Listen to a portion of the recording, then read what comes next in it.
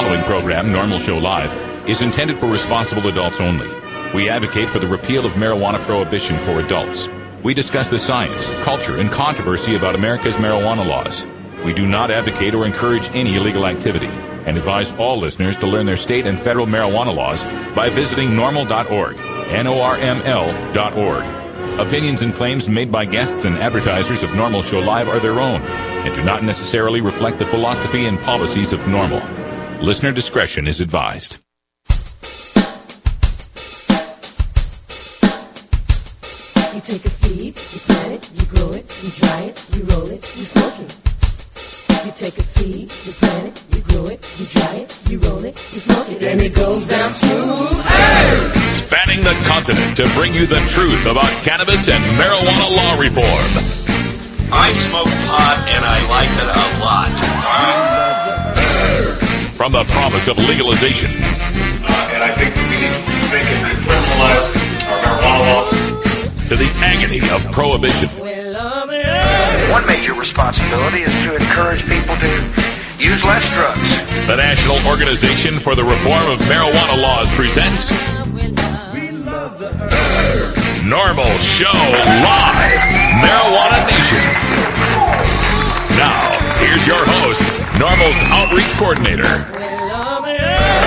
Radical Russ Belville. Good day, tokers and tokats, and welcome. It is Wednesday, February 8th, 2012, and it's got to be 4:20 somewhere in the world. We're coming to you live and direct from Los Angeles, California, in our new remote, we're calling it Shogun Studios here because it's got a decidedly Japanese theme. We're here in Little Tokyo at an amazing condominium. Let me just introduce everyone here in the studio. First of all, joining us as usual at the news desk, our own Cannabis Carrie. Hi, Carrie. Hi, Russ.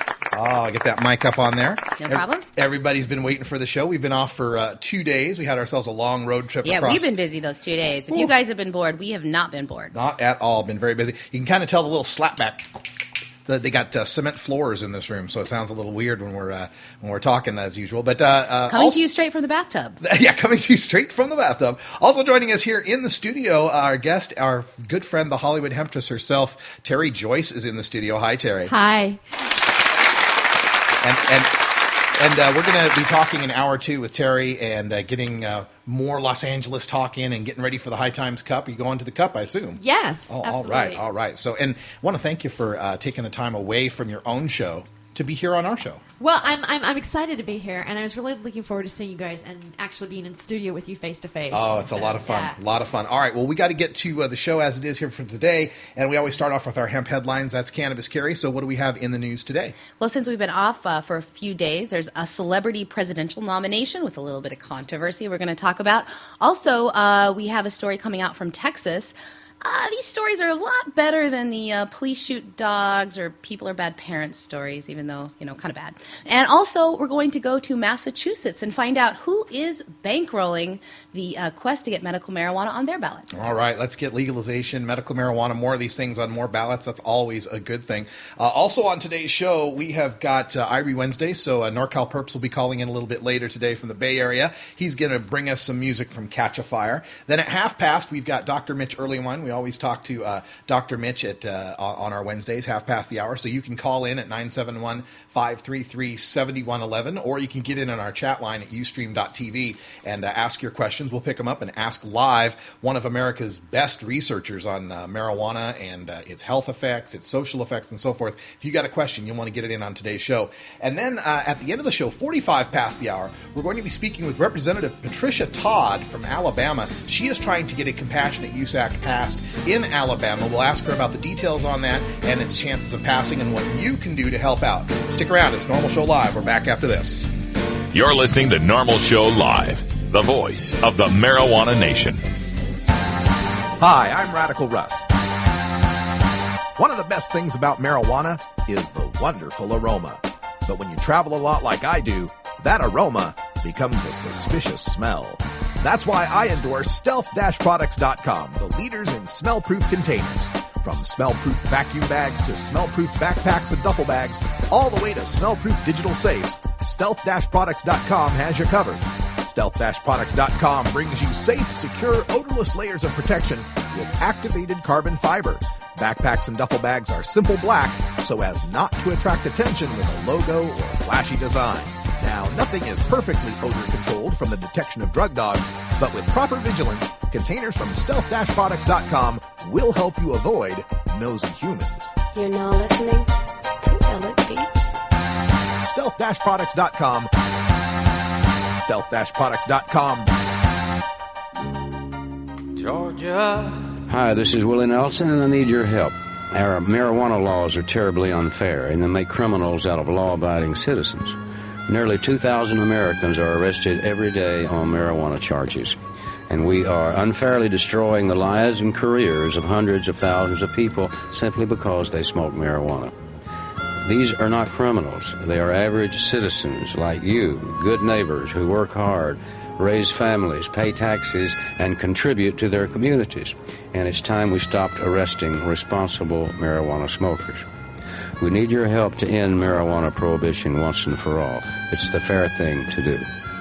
For more information, contact Norml, the National Organization for the Reform of Marijuana Laws. Call toll-free 888-67-NORML or visit their website at norml.org. Weedmaps.com. I'm Radical Russ from Norml. In my job as outreach coordinator, I travel every month, and when I'm on the road, I need a fast, accurate way to find the medical marijuana dispensaries in the area. So I turn to Weedmaps.com.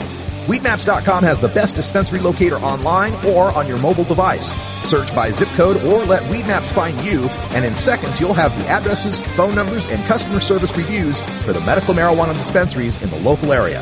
Weedmaps.com also has a section devoted to helping you find a doctor who understands and recommends medical marijuana under your state's law. You can even check prices on the Medical Marijuana Stock Exchange. Coming soon, you'll even be able to find the listings of Norml attorneys and chapters, local head shops and grow shops, and the best weed-friendly businesses. Weedmaps.com has the information you need to be an informed cannabis consumer. Visit Weedmaps.com today, a proud sponsor of the Norml Network. Inhaling deeply of the sacred smoke. On February 11 and 12, the world's premier medical marijuana competition arrives in Los Angeles for the first time ever. That's right. At LA's Center Studios in Los Angeles, High Times will once again present the Medical Cannabis Cup. There'll be panels and seminars with leaders of the medical marijuana movement, including doctors, patients, researchers, growers, dispensary owners, activists, and High Times' own cultivation editors Nico Escondido and Danny Danko. And don't miss our Saturday night VIP party featuring performances by Ioto and Seedless. Plus, Wiz Khalifa will be on hand to accept High Times Stoner of the Year. Don't forget our closing night Cannabis Cup Award ceremony, honoring the top indicas, sativas, hybrids, concentrates, and edibles, entered by California's legally operating cannabis dispensaries and collectives. Go to medcancup.com for all the details. Be there February 11th and 12th at LA Center Studios in Los Angeles.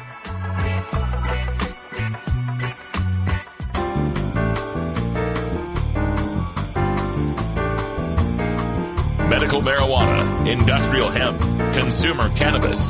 It's time for this week's Norml News with Cannabis Carrie. A billionaire financier and the chairman for Progressive Auto Company from Ohio has given over $500,000 to the Committee for Compassionate Medicine from Ohio so that they will have the funds to get their proposal for medical marijuana in the state to have a shot at making the ballot in 2012. Peter Lewis is the cannabis philanthropist who has given millions of dollars to similar efforts in other states. His company, Progressive Insurance, was started by his father back in the 1930s, and he is still on the board of the giant insurer and reportedly worth billions. The Committee for Compassionate Medicine Group has raised $526,167 so far, and out of that, $525,000 was donated by Lewis. The question that would be put on the November ballot in Massachusetts would ask the voters if they want to allow patients with qualifying conditions to use marijuana for medical purposes. The ballot measure, if passed, would allow doctors to recommend marijuana to their patients with certain medical conditions like cancer and AIDS and MS, and the plan would also allow the state to register up to 35 dispensaries around the state to help patients have access to their medicine. The goal of the measure is stated so that it is to ensure patient access to the non-traditional non-traditional treatment allowed patients in other medical marijuana states. With Lewis's financial help, the group hopes that it can convince voters to vote in a statewide medical marijuana law come November. House Bill 625 and the companion Senate Bill 1161 would allow a qualifying patient to possess 24 plants for personal cultivation, including seedlings, and up to 4 ounces of usable marijuana. Plants must be grown indoors, though, and in an enclosed or locked facility. The new treatment centers would be authorized to acquire, cultivate, and process marijuana, including the development of related products such as food, tinctures, aerosols, oils, and ointments. Patients would be issued cards by the Department of Public Health after their doctor determined that they have a qualifying condition. The measure does not include any changes in the driving laws, so driving under the influence laws in Massachusetts would remain the same. And it also does not address health insurers either, so they would not be forced to cover the cost of anyone's medical marijuana. We also know that most of Peter Lewis's donation to the Committee for Compassionate Medicine has already been used to pay signature gatherers, about $350,000 of it.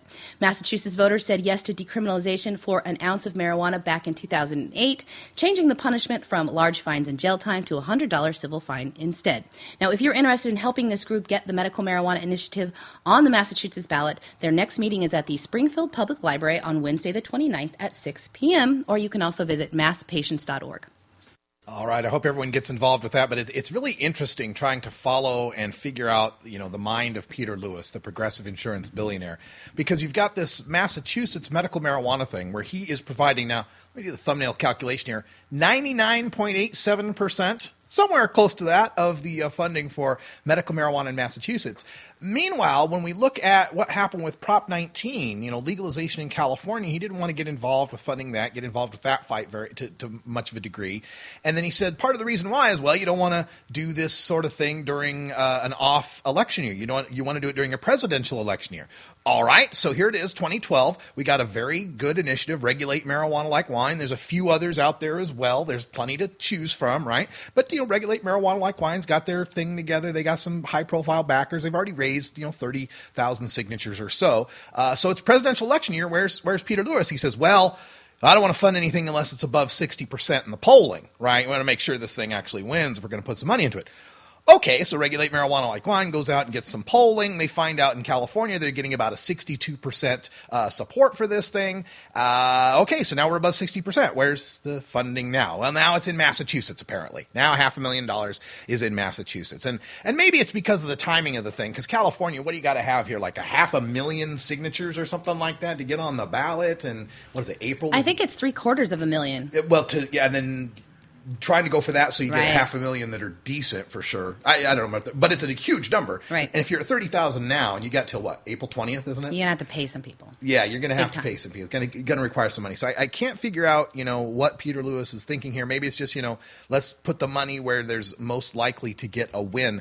But this does illustrate something about marijuana law reform that we got to take a look at. And that is, since 1996, since Prop 215, if it wasn't funded by Lewis or Soros or some combination thereof, it didn't happen. It either didn't make the ballot, or if it did, it failed. The one that did, with Richard Lee in Prop 19, put a lot of money behind it, got some last-second, donations from the Facebook guys and so forth.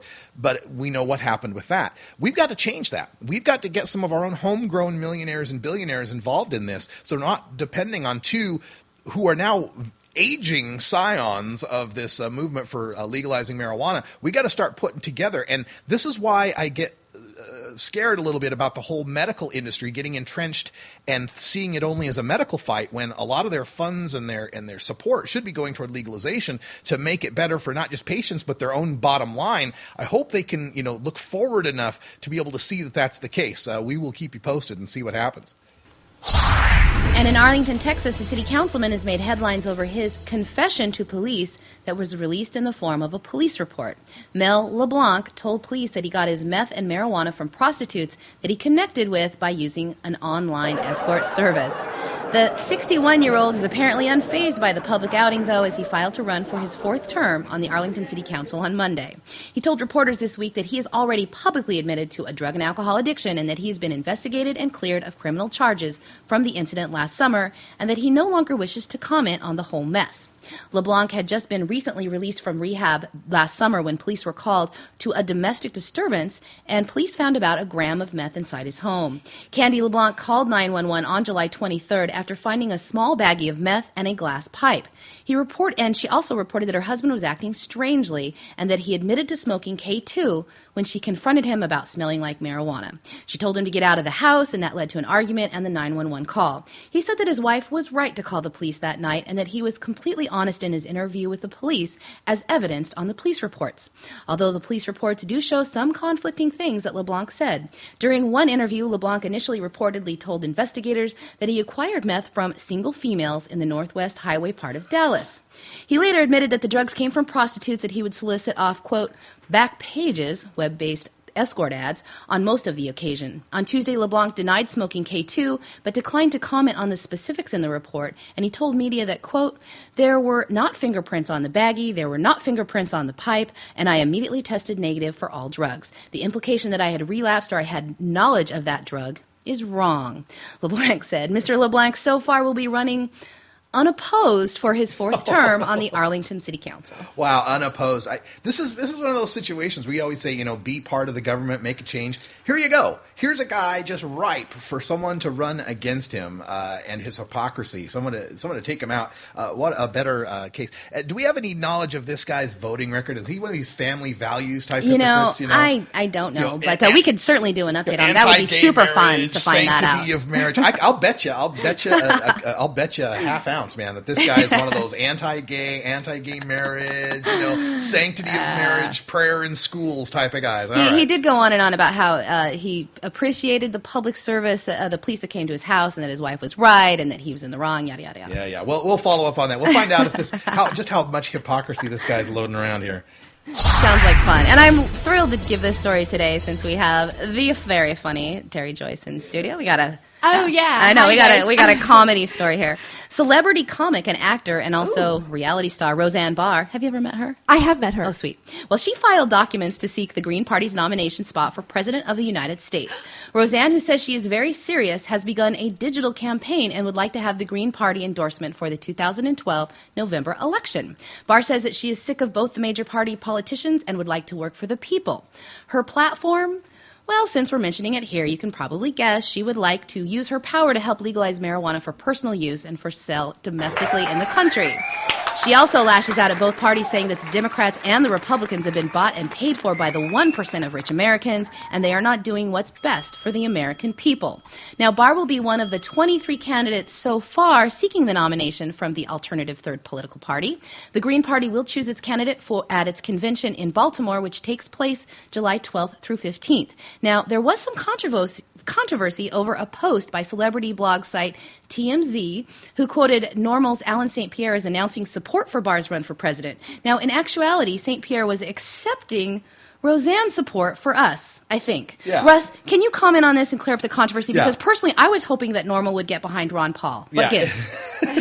No, what it is, that we got a lot of the call from the Ron Paul people when they saw this. They said, "Oh, see, Norml will support Roseanne Barr, but not Ron Paul, who's been running yada yada yada." No, it wasn't like we were saying, "Oh, Roseanne's running for president. She has our endorsement." It was more like, "Hey, somebody who's running for president wants to legalize marijuana. Hey, that's great. We support that." So don't get it wrong. It wasn't like we were calling out for support for Roseanne. I mean, more power to her. If she can get on the ballot and help us legalize, that will be great.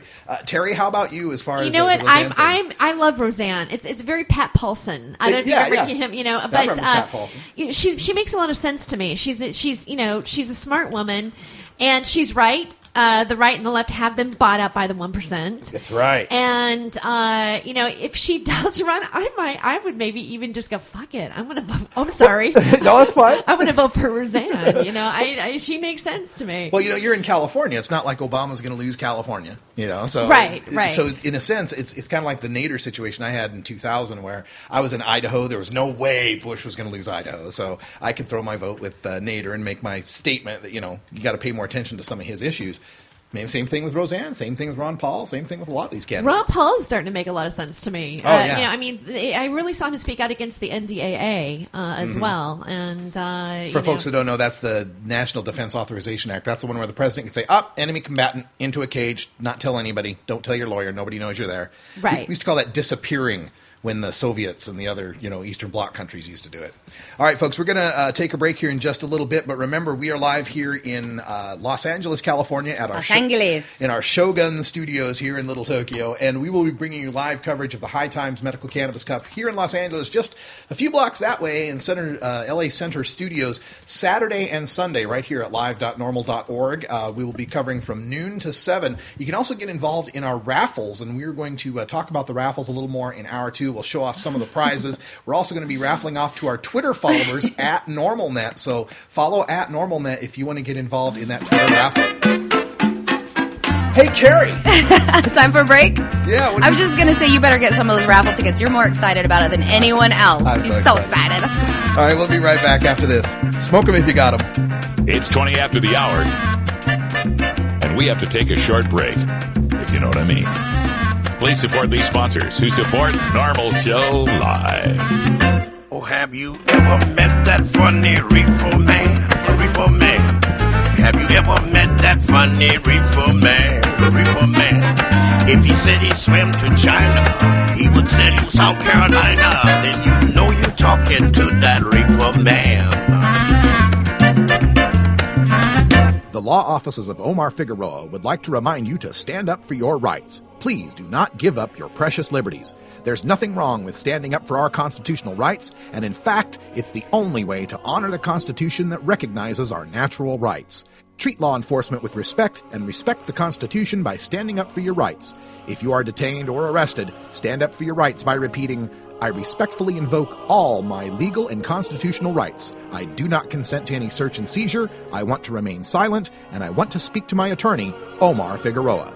Omar Figueroa has more than a decade of experience in federal and California courts and graduated from Yale University, Stanford Law School, and Trial Lawyers College. Please contact the law offices of Omar Figueroa at 415-489-0420 or 707-829-0215. On the web at www.omarfigueroa.com.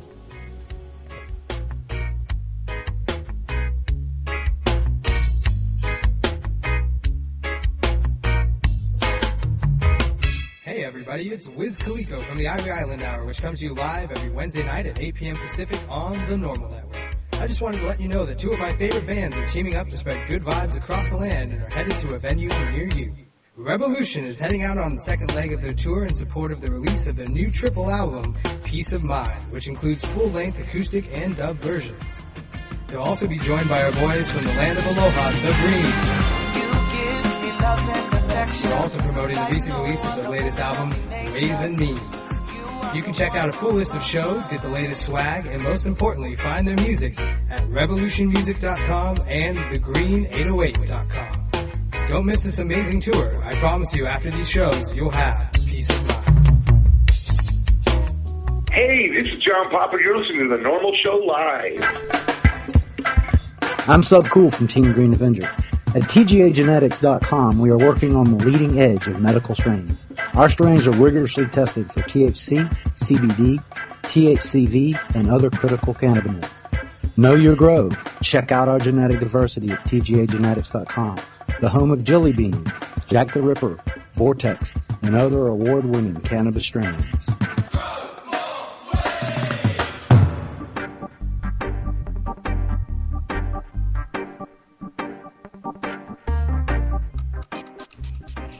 It's time for your daily Toker Tunes, the best in 420 friendly music from all genres that uplifts, entertains, and informs the public. Today we get tunes for Irie Wednesday, our celebration of that mellow vibe we find in the best of reggae, ska, calypso, and Latin music. If you'd like to submit your song to be played on Norml Show Live, send it to us at stash@norml.org. Now here's some more great independent marijuana music for today's daily Toker Tune. Why, it's just like I saw you yesterday. Kyle, Perps, are you there, man? Yes, I'm here. How are you doing today, Russ? I'm doing great. Last Kyle saw me, I was sleeping on a floor and barely had my eyes open after a couple of dabbery-doos. So I did say goodnight, didn't I? Yes, no. We did have our pleasant goodbyes and everything. I didn't have a pleasant goodbye, Kyle. I'm so sorry. I did fall asleep. Well, I didn't want to wake you, Carrie. Dang it. I'm a light sleeper. You should have. Oh, it's all right.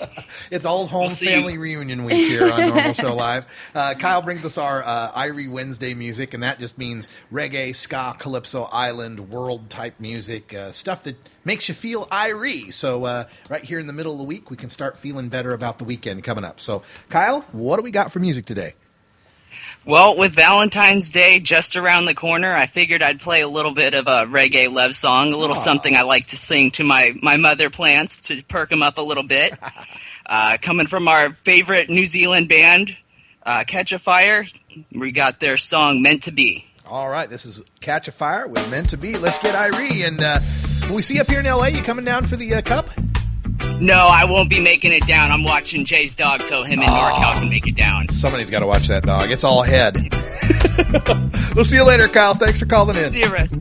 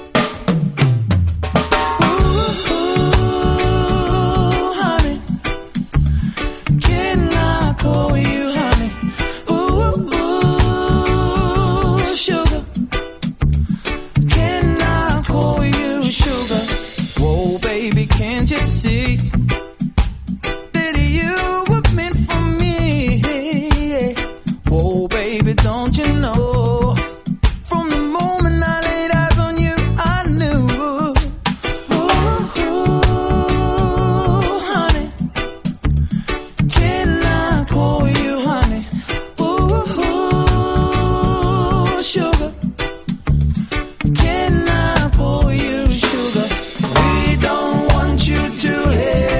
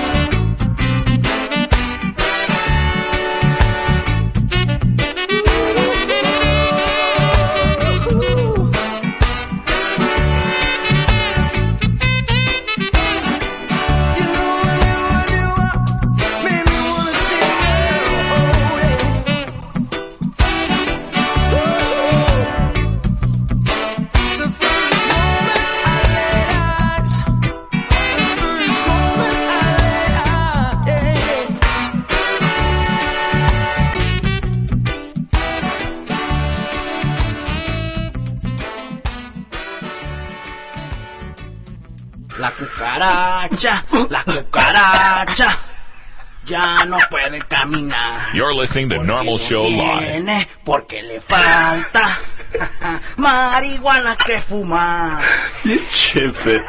The voice of the marijuana nation. Hey, tokers and tokettes, this is Radical Russ from Norml Show Live. We're proud to be the voice of the marijuana nation and proud to have you on our team.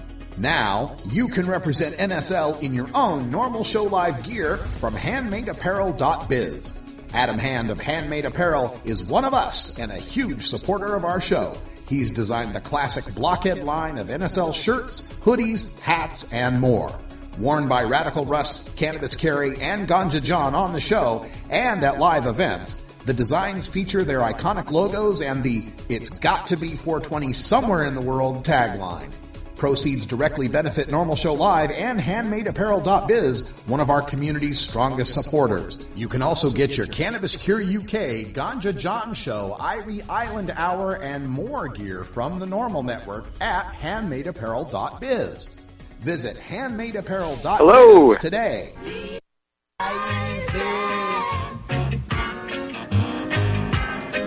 Don't criticize. This is Peter Tosh for Norml, the National Organization for the Reform of Marijuana Laws. Did you know that more than 400,000 Americans were arrested last year for the possession of marijuana? People are being sentenced to up to 40 years for even standing beside a joint. Well, I think it is definitely time for you to help doing something towards this. To find out what you can do, just write Norml, N-O-R-M-L. 1600 K Street Northwest, Washington, D.C. 2006. That's 1600 K Street Northwest, Washington, D.C. 20006. Help Norml to help protect your rights.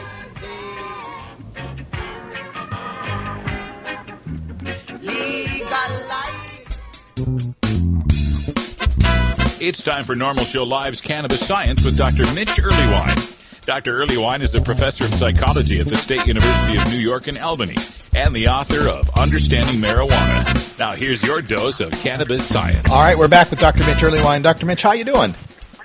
Having a great day. How about you? Oh, we're doing good. We're in L.A. here at our remote studio, so a few more buttons that I have to push to get you online there, but we got you there, and everything's sounding good. So things are nice and sunny here. We're glad to get a chance to talk to you. And, folks, if you want to get your question in for Dr. Mitch Earlywine, we are live here at 4:33 Pacific time. If you're watching a replay, don't call now, but if you're live, get us your questions in by dialing 971-533-7111, or you can send them through our chat room. Cannabis Carry will pick them up, and I'll have you ask the questions directly, though, because we don't have that chat between us, okay? Interesting. Yes. Let's try it. We'll see how this works. So, Dr. Mitch, I did want to start off with something that I saw posted up on our Norml front page. Paul Armentano brought this up, was a recent study on the effect of medical marijuana laws and the childhood use of marijuana. What can you tell us about that study?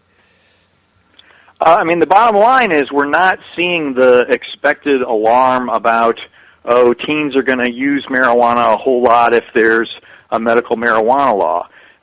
If that's consistent with your memory of it, and then we're thinking of the same one, what's essentially happened is teen use is pretty much the same in those states as it was prior to the laws and the longitudinal data. And if you compare to comparable states that are neighboring that don't have medical marijuana laws, you don't see increases that are any different from the ones you see in those states that don't have medical marijuana laws.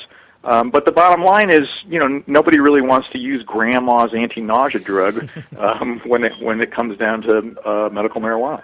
Yeah, this is out of the Journal of the Annals of Epidemiology. The folks out at McGill University in Montreal, they're looking at the National Survey on Drug Use and Health 2002 through 2009 and using what they call difference in differences regression models to indicate the causal effects. These estimates suggest that reported adolescent marijuana use may actually decrease following the passage of medical marijuana laws. And again, you think that's part of just the de-glamorization of marijuana in the kids' eyes? It's odd because there are multiple things going on across that time period. And at the Norml conference 2 years ago, I mentioned that I would actually be concerned about this if I thought that meant they were turning more to prescription drugs, but it didn't seem to be the case, at least in the data that in the data set that these guys also have. And then across time, I mean, that's the best we've got as far as longitudinal follow-up. This questionnaire, of course, has its quirks, but the idea that they would actually go down is so counter to what the alarmists have suggested for these data. I should emphasize that down is not a huge effect, and I wouldn't suggest that just passing medical marijuana has become our new approach to preventing teen marijuana use. Right. And I wonder, what do you suggest we do to reduce teen marijuana use? We can look at those national surveys and find that, 2000, or as far back as, 1979, 78, 79, we had 60% of high school seniors had reported trying marijuana, and now those numbers are much lower, but they're not as low as they were in the late 80s following the Reagan years and Just Say No. What does work, and what can we say doesn't work as far as affecting teen marijuana use? So oddly enough, having a cop come to your school and tell you about the DARE program doesn't seem to be paying off. What a surprise. Yeah. I think the error in a lot of these is focusing on trying cannabis once versus focusing on cannabis-related problems. And so I think sometimes the issue is not did you get to try it once, which may very well be normative in the high school years, but are you suddenly using regularly in a way that could be harmful, and that's definitely what we want to prevent.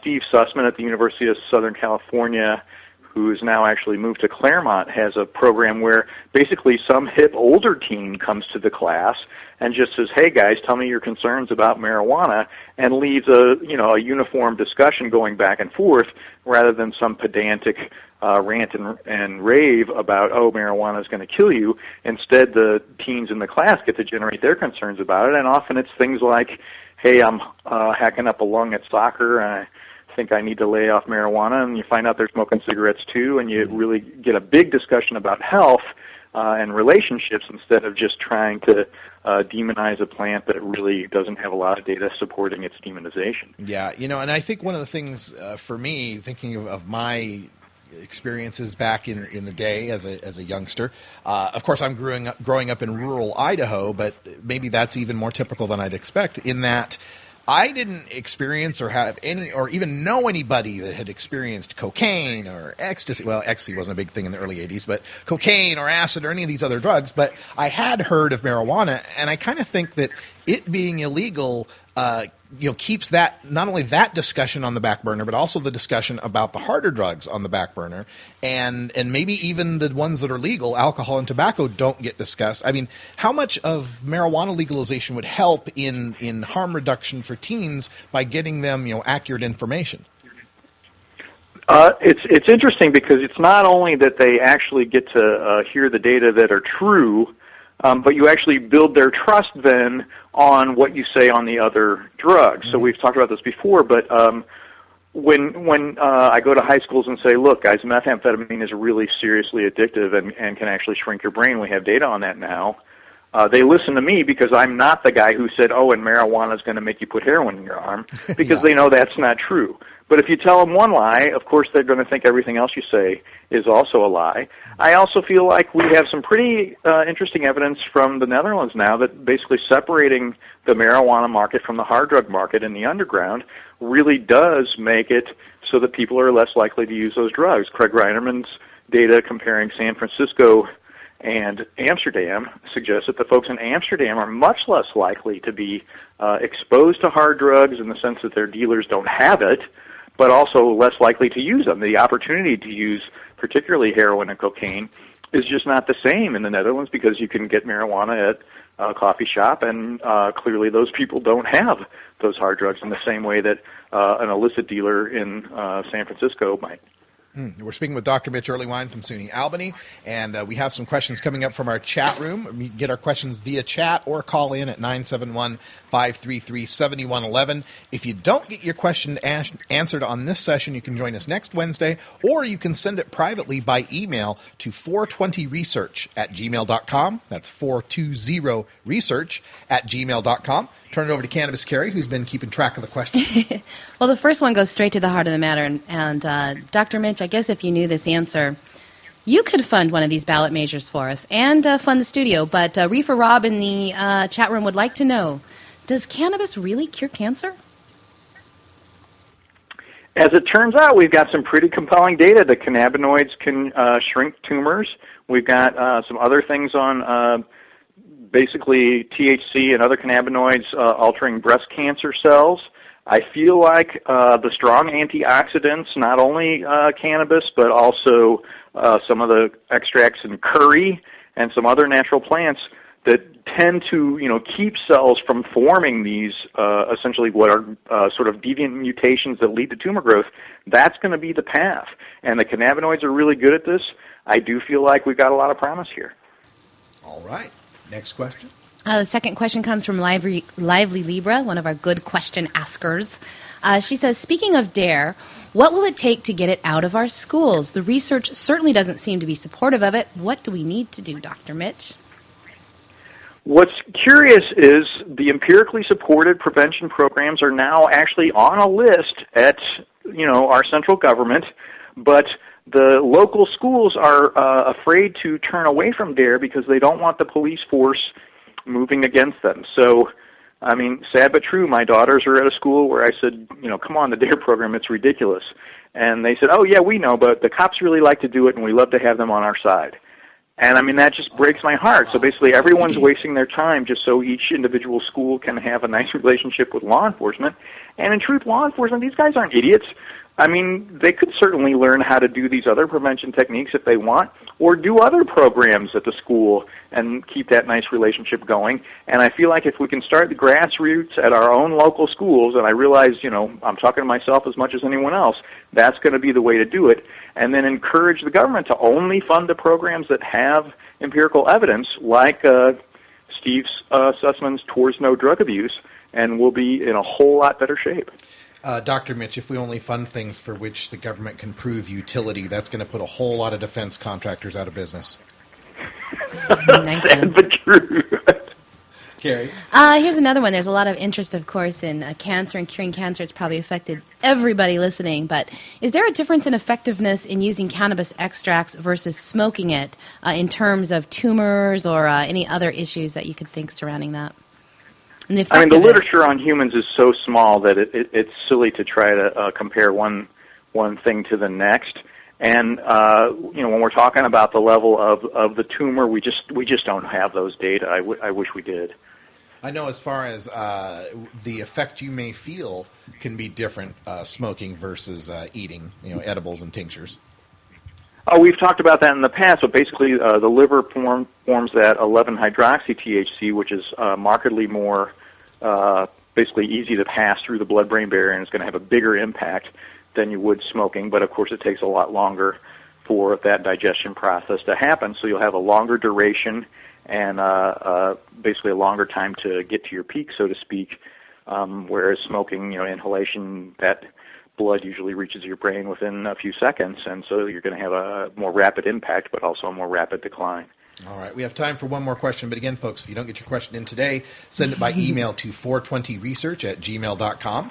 All right, Carrie? All right, this comes from another one of our, I'll say our advanced questioners. Here's the Norml stereotype wants to know, do you have any more explanation behind things like tetrahydrocannabivarin? Well, so THCV, we're still in the new stages with it. I'm always reluctant about it because it's one of those things that in the drug test can sort of tell who's been taking Marinol from who's been actually using the plant. I hate to say it, I have this tacit demand to ignore that literature, if you will, because of those bad findings. And as more literature is coming out on that substance, we're finding it does have some novel properties that aren't in just plain old THC, but it really needs some replication before we can say anything with reassurance. I'm sorry that I have to keep saying we don't have data, but we've got a really sophisticated set of questioners now, and they're really out on the edge.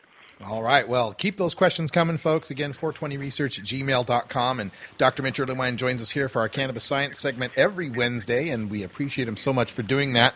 Just Google Dr. Mitch Earlywine, and you'll get the information on how to pick up his books, which are incredibly informative. And Dr. Mitch, thanks again for joining us.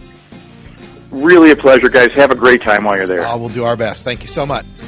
All right, when we come back, we are going to be speaking with Representative Patricia Todd from Alabama on medical marijuana down there. We'll be right back. You're listening to Norml Show Live, the voice of the marijuana nation. Alternative Medical Choices offers healthcare the way it should be. Easy to access, patient-centered, team-based, and quality-focused. We offer a variety of natural, affordable healthcare treatment options like primary care, group acupuncture, massage, and assistance with OMP registration. As a patient, you will have a team of experts working with you to make you the best you can be.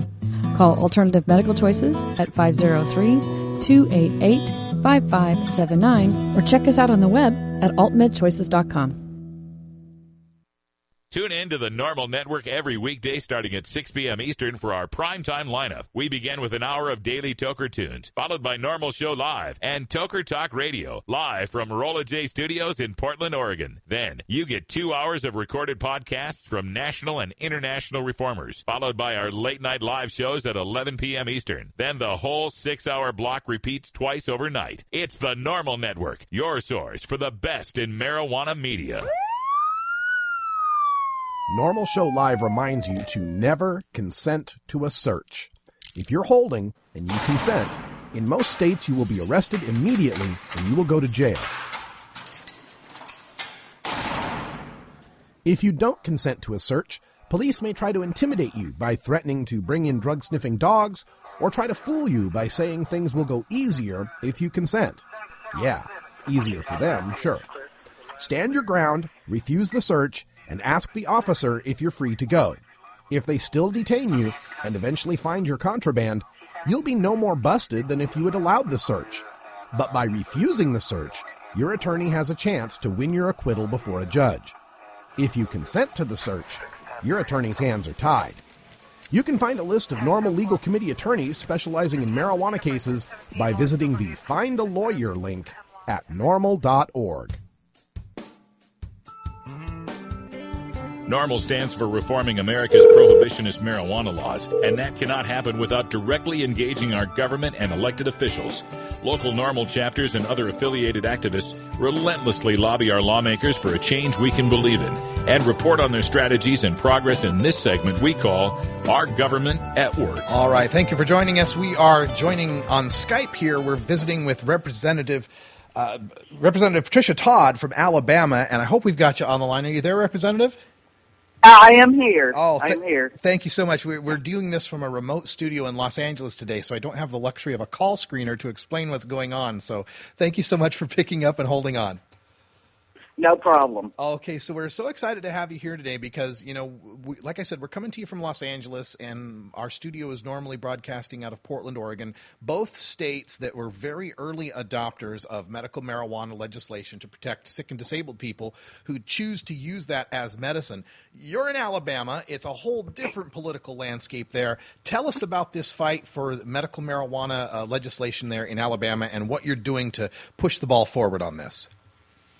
Well, I've been handling the bill for about 3 years, and I work for an HIV organization, so I've had personal experience seeing how marijuana can help those who are either have cancer, HIV, MS, seizure disorder.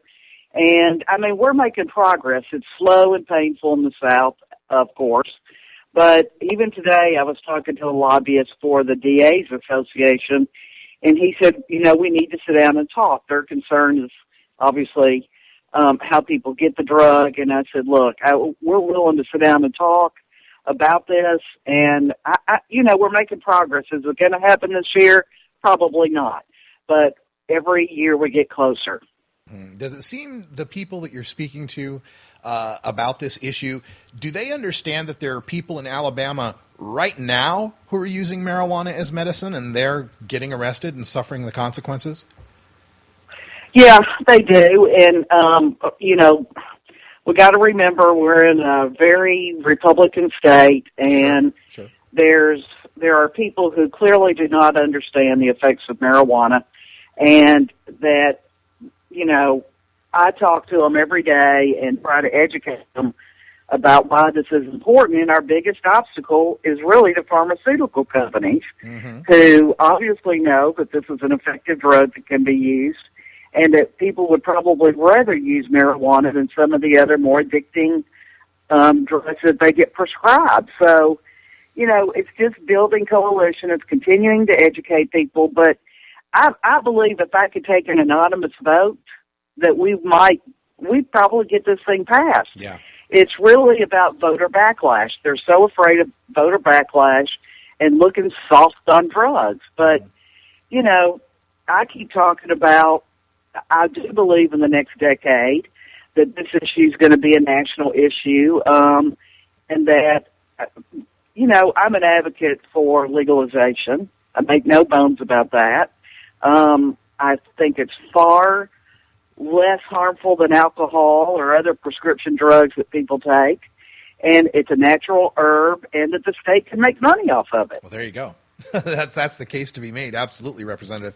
We're speaking with Representative Patricia Todd from the Alabama legislature, who's working on a medical use bill in Alabama. Now, how many times has this been brought up in Alabama, and what is the furthest it's made it through the committees and the hearings process? Well, we've never gotten it out of committee. Yeah. I think we've been introducing this bill for 4 or 5 years. But this year, for the first time, we also have a Republican sponsor. We have 2 bills in the House, one by a Republican and one by me. We are working together because, you know, I mean, the objective is to get this thing passed. The good thing about the Republican is his sister suffered from cancer and greatly benefited from using marijuana. Mm-hmm. So it's great to have both sides of the aisle working, you know, on this issue. Absolutely. Now, is there any perceived backlash or problem in trying to get these laws passed based on perceptions of how medical marijuana is working in the West Coast and Colorado? Yeah, people always bring up California and Colorado and how people are abusing it, and, you know, anybody can get a prescription, and, you know, and my point to them is, you know, you can keep your head in the sand forever, but this is going to happen. It is going to be decriminalized. We have far too many people going to jail for simple possession, and right now our prisons are overcrowded, and we are so close to the federal government taking over our corrections system, and that may not be a bad idea. But, you know, when I'm actually trying to work with the agriculture department, saying, look, here is something that we can grow, you know, we can control it, it can be regulated, and I think we can address all the concerns they have. But to me, it's just a no-brainer, but I just keep talking about it and talking about it and talking about it. And we do have some sentencing reform legislation that was introduced last year that would have decriminalized for simple possession. But the people who are pushing this bill through have absolutely no clue about quantities of marijuana and, you know, what would be for possession versus distribution. Of course, I'm like, I don't care. You know, I mean, I think this is just something that, you know, the state government can make money on. It can be regulated. People do use it. Let's stop the illegal use coming from Mexico. Let's allow people to grow it. You know, you and I both know, and your audience knows, that this is not a gateway drug. It is not addictive. People use it daily, and let's decriminalize this and get people out of jail who just have small amounts for their own use. Absolutely. Representative Patricia Todd from Alabama, working on medical marijuana. And Representative Todd, before we go much farther in the interview, do you have any websites or information you'd like to get out to our audience if they want to help with that fight in Alabama? We got a few Alabama listeners, I know. Well, yes, and there's actually there's 2 organizations working for this in Alabama. One is the Alabama Medical Marijuana Coalition, which you can look them up, Google them, or look them up on Facebook. And the other one is a compassionate use group. And they're both working to try to get this done, and they're present every day in the State House talking to folks about this issue. And, surprisingly enough, when I talk to people who have lost someone to cancer or from a debilitating pain or anything like that, they get it. They would have done anything in their power to take that pain away. And I tell you, 2 of the 3 calls I get, first of all, I've never gotten a call in opposition to what I'm doing. But 2 of the 3 calls I get of people who want to help are veterans. And I've encouraged them. I said, you all need to come to the State House. Yes. And, because that's what's going to turn the tide. Yes. If they see how many veterans really use this, and it's very helpful to them. Oh, yeah, not just for the pain of injuries, but also the mental health effects for, PTSD and anxiety. Right, exactly. It's amazing. And, interestingly enough, I love this bill because people, they want to support it, but they're scared or they're ignorant about the drug. And I can't tell you how many legislators come to me and, joke with me, well, maybe we need to have a sample or, whatever. And I'm going, you all are such hypocrites. Get out there and do something right. Take a risk. That's why the people elected you. And I guarantee you, if you explain this, why you voted for it, that people will understand. And we all know there's growing support for this. Oh, yeah. And it's going to happen. And I feel privileged to carry the bill. It's something I feel very strongly about. And I'm going to keep pushing for it. Fantastic. That's something, else that you mentioned earlier in the interview, the fear of the voter, the fear of the political backlash. But now with medical marijuana, even in southern states, polling at 70-75%, is it not so much fear of voter backlash, but fear of certain voter backlash? Some people, the way they feel, and their connectedness and their power? Well, true. Now, I got a lot of Republicans in there who've probably never done any illegal drugs. They've never done marijuana. But when I talk to folks who have ever used it, of course, they always say that's in my college days. I'm like, okay, right. But they get it, and they can clearly understand how this would be helpful to people and that it's not addictive and it's not, you're not going to go from marijuana to heroin. Yep. But if people never used marijuana, they have no idea what that high is like, and they're like, well, I don't think they should be driving a car or something like that. And I'm like, are you kidding? I'd sure rather be in a car with somebody who's high than drunk. Really. Yeah, Representative Todd, I love your perspective on these issues, and we need to clone you and make a whole bunch more and a whole bunch more state legislatures all across the country. So thank you so much, and everybody check out what's going on in Alabama, and check out Representative Todd. You've got your own website, too. Is it patriciatodd.net? I do. .net. Yeah, patriciatodd.net. Check that out, and, we like to get and on also on Facebook. On Facebook as well. Too. A lot of times we like to get on the legislature and the legislators when they make us angry, but let's also give them a lot of kudos when they're doing the right thing and spreading the right message.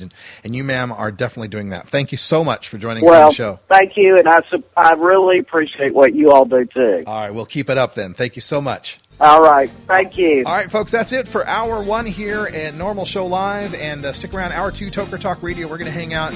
And I tell you, the studio is so much more beautiful with Carrie and Terry in it. I am so happy. So stick around, get in the chat. You can also call us. Our live line will be open at 971-533-7111 if you have any questions for us, comments, want more explanation on stories, anything. We are here. We're live in L.A. at our Shogun Studios in Little Tokyo. For Cannabis Carrie and Terry Joyce and Dr. Mitch and NorCal Perps, I'm Radical Russ. Thanks for joining us. And until next time, take care of each other, tokers. You take a seed, you plant it, you grow it, you dry it, you roll it, you smoke it. You take a seed, you plant it, you grow it, you dry it, you roll it, and it goes down smooth. Don't forget to check out our live coverage of the High Times Medical Cannabis Cup. Visit medcancup.com for more information. We're live Saturday and Sunday, noon to 7. This is Norml Show Live, the voice of the Marijuana Nation. Take it out one more time. You take a seed, you plant it, you grow it, you dry it, you roll it, you smoke it. You take a seed, you plant it, you